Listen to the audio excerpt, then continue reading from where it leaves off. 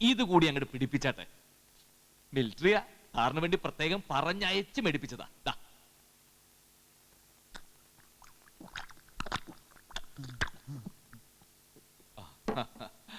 Military തന്നെ. എത്രയോ സർക്കാർ ഉദ്യോഗസ്ഥന്മാരെ കണ്ടിട്ടുണ്ടോ? ഇത്രയും മഹാമനത്തുള്ള സർക്കാർ ഉദ്യോഗസ്ഥരെ ഞാൻ ആദ്യമായിട്ടാ കാണുന്നത്. അതിലാർക്കാടാ അഭിപ്രായ വ്യത്യാസം ഉള്ളത്? ഓർഡർ ഇട്ട് നോട്ടീസ് പതിപ്പിച്ച ജപ്തി നടപടി നീട്ടിത്തരിക എന്നൊക്കെ പറഞ്ഞ ചില്ലറ കാര്യാണോടാ? അതെ, സാറിത ഇത്ര ഉള്ളെങ്കിലും നമ്മുടെ പ്രശ്നങ്ങൾ മനസ്സിലാക്കാനുള്ള സാറിന്റെ ഇത്രയും വലിയൊരു മനസ്സുണ്ടല്ലോ, അതാണ് സാറിനെ കൊണ്ട് ഇതൊക്കെ സമ്മതിപ്പിച്ചത്. സമ്മതിച്ചോ? ആര്? സാറ് സമ്മതിക്കും. എടോ, മുക്കാചക്രത്തിന്റെ കള്ളും 2 കോഴിക്കാലും വാങ്ങിച്ചു തന്ന് ഡെപ്യൂട്ടി തഹസീൽദാർ ദിവാകര കൈമളെ ചുരുട്ടി മടക്കി കയ്യിലെടുക്കാമെന്ന് ആരാടോ തന്നോട് പറഞ്ഞത്? ഒഴിക്കണോ? അയ്യോ, സാറെ ചതിക്കരുത്. എടോ, എനിക്കിത് പൊത്തരിയൊന്നുമില്ല, അത്ര നല്ല മനസ്സും എനിക്കില്ല. വഴിയാമണ്ണം കണ്ട വഴിവിട്ട് എന്ത് പ്രവർത്തിയും ഞാൻ ചെയ്യും, അത് രഹസ്യമായിട്ടാണെന്ന് മാത്രം. ഇതിൽ കൂടുതൽ ഞാൻ ഇനി വേറെ എന്താ ചെയ്യേണ്ടത്? മധ്യ തിരുവിതാംകൂറുകാരൻ കൈമൾക്ക് മദ്യം ഒരു ലഹരിയാണോ? മദിരാക്ഷി ഒരു ഹരമാണോ? കൊണ്ടുപോണോ മദിരാക്ഷിയെ? മധുര മീനാക്ഷി അതൊരു ദൈവല്ലേ? മീനാക്ഷി അല്ല, മദിരാക്ഷി. പെണ്ണ്. പെണ്ണോ? നീ വന്നേ. നീ ടെൻഷൻ അടിക്കണ്ട. കണ്ടെടുത്തോളം പരമത്തറിയാം. ഏതെങ്കിലും ഒന്നിനെ സംഘടിപ്പിച്ച് കൊടുത്തില്ലെങ്കിൽ മൊത്തം കുളമാവും. നീ എന്തൊക്കെയാ പറയുന്നത്? എടാ, അങ്ങനെ ഒരു അർത്ഥത്തിന് കൊടുക്കണ്ട. എനിക്കുണ്ട് അമ്മയും പെങ്ങന്മാരും. പൊന്നുമടത്തിലെ വിഷ്ണുനാരായണൻ ഇങ്ങനെ ഒരു പണി ചെയ്തിട്ടും ഇതിലും പേര് തൂങ്ങിച്ചാവുന്നതാ. എന്നാ പോയി തൂങ്ങിച്ചാകും. ഇവൻ ആരടാ? കാര്യങ്ങളൊക്കെ ഒന്ന് ശരിയാക്കി വരുമ്പോഴാണ്. എടാ വിഷ്ണു, പഠിക്കൊണ്ട് കൊടവെടുക്കരുത്. ഇപ്പൊ തന്നെ അയാൾ 4 കാലിലാണ്. നീ ഒന്നുകൂടി ചെന്നൊന്ന് മൂപ്പിക്ക്. അതിനുള്ളിൽ ഞാൻ എവിടെന്നെങ്കിലും ഒന്നിനെ സംഘടിപ്പിച്ചോണ്ട് വരാം. ഭൈരവ, ഒരു നല്ല കാര്യത്തിന് പോകുമ്പോ പുറകേന്ന് വിളിക്കല്ലേ.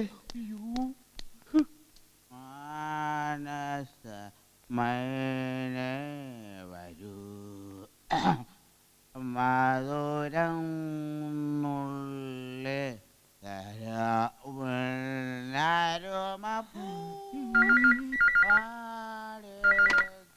ഹലോ, എത്തിയോ? വേണ്ട, അവിടെ തന്നെ നിൽക്കട്ടെ, ഞാൻ അങ്ങോട്ട് വരാം.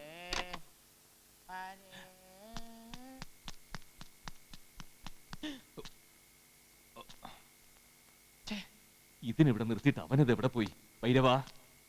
ഭൈരവ, ഞാൻ ഇവിടെ ഉണ്ടേ.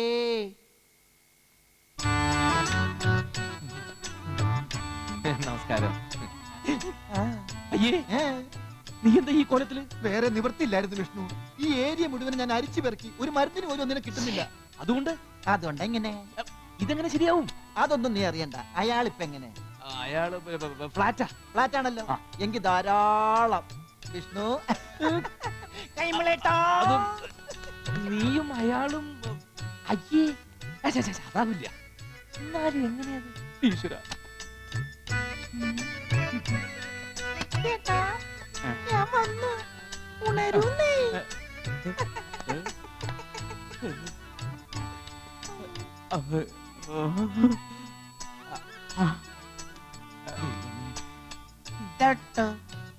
തൊട്ടില്ല പൊട്ടിട്ടുവല്ലോ.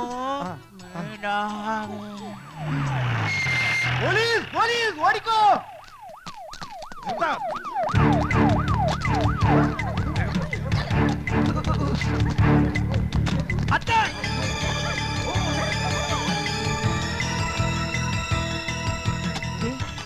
മൊത്തം ഇത് തന്നെ. ഇവിടെ നിൽക്കുകയാണോ? ഇങ്ങോട്ട് വാ എന്റെ മുത്ത്. ഇറങ്ങിയ പീസ് അങ്ങോട്ട് പോയി. താടിയുള്ള പെണ്ണോ? ഞാൻ പെണ്ണല്ല, ആണാ. വത്താക്ഷേപം നടത്തുന്നോ? എന്നാ ഇയാള് പീഡിപ്പിക്കുന്നേ.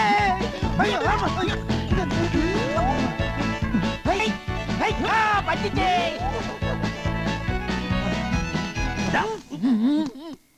അയ്യോ സാറേ, ഞാൻ ഡെപ്യൂട്ടി കാലത്ത് അവന്റെ പരമേശ്വരന്റെ അടുത്താ കളി.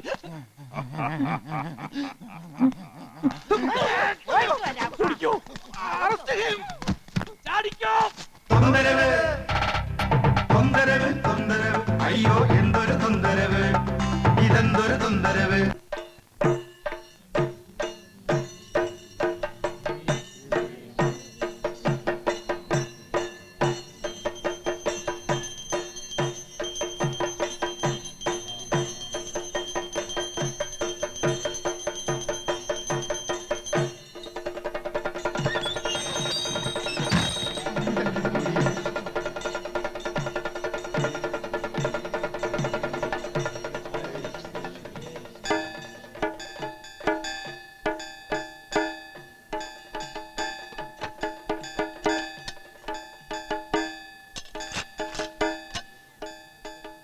പൊന്നുമ്പടത്തിലേക്ക് താക്കോല് കൊണ്ടുപോകുന്ന അവസാന ദിവസമായിന്ന്.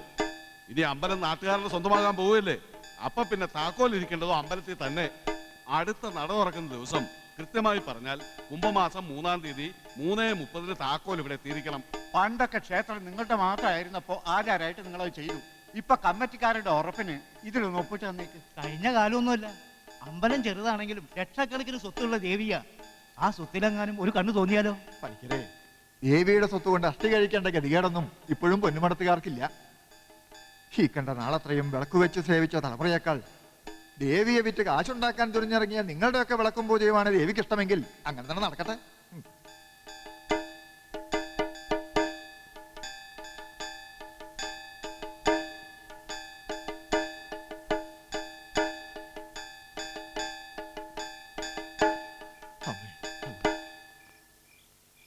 ഇനി ഇങ്ങനെ ഒരു ചടങ്ങ് ഈ മുറ്റത്തുണ്ടാവോ തിരുമേനി? എല്ലാം അവസാനിക്കല്ലേ. എന്റെ കാലം കഴിഞ്ഞാൽ പിന്നെ ഏറ്റെടുക്കേണ്ടത് ഇവനാ. അതിനുള്ള മഹാഭാഗ്യം ഭഗവതി എന്റെ കുട്ടിക്ക് കൊടുക്കുവോ? ദേവിയെ വിറ്റ് പണം ഉണ്ടാക്കാനുള്ള ആർത്തിയ ആ പണിക്കർക്കും കൂട്ടർക്കും. അങ്ങനെ ഒരു അവസ്ഥ ഉണ്ടായ പിന്നെ ഞാനിവിടെ ശാന്തിക്ക് ഉണ്ടാവില്ല എന്നങ്ങോട്ട് കൂട്ടിക്കോളൂ. വിഷ്ണു ദക്ഷിണ കൊടുക്കുക. ഓ. മടിക്കണ്ട, മുഴുവനായിട്ട് കൊടുത്തോളൂ.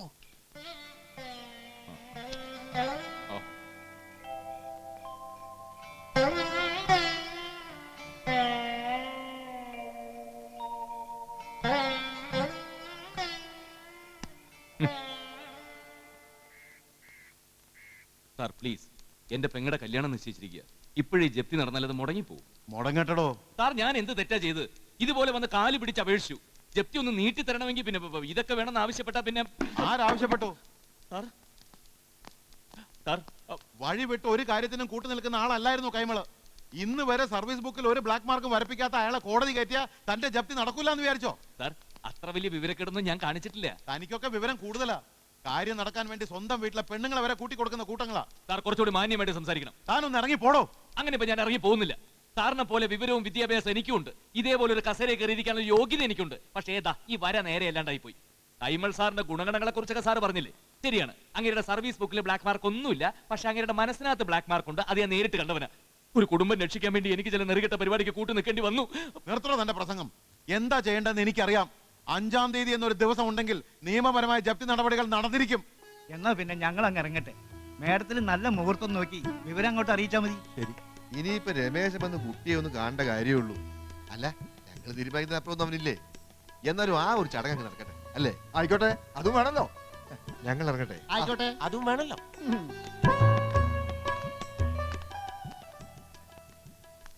ഇത് മകനാ വിഷ്ണുനാരായണൻ. എനിക്കറിയാം, കഴിഞ്ഞ തവണ ഒന്നിപ്പോ കണ്ടതല്ലേ. അപ്പൊ ഞങ്ങളങ്ങ് ഉറപ്പിച്ചു. വിവരങ്ങളൊക്കെ അച്ഛൻ പറയും. വരട്ടെ. ഓ,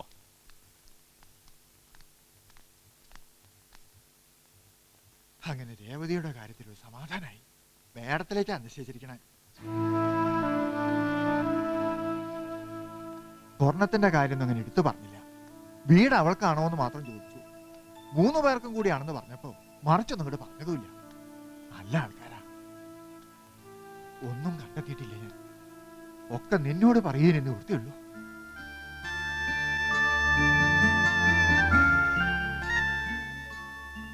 നീ ഇതിന് എന്ത് വഴിയാ കാണാൻ പോകുന്നത്? എനിക്കറിയില്ല ഭൈരവ. മകൾക്ക് സ്ത്രീധനം കൊടുക്കാൻ കണ്ടെത്തിയിരിക്കുന്ന ഈ വീടും പറമ്പും കൈവിട്ടു പോവാന്നറിയുമ്പോ ഇനി ഒന്നും മറച്ചു വെച്ചിട്ട് കാര്യമില്ല.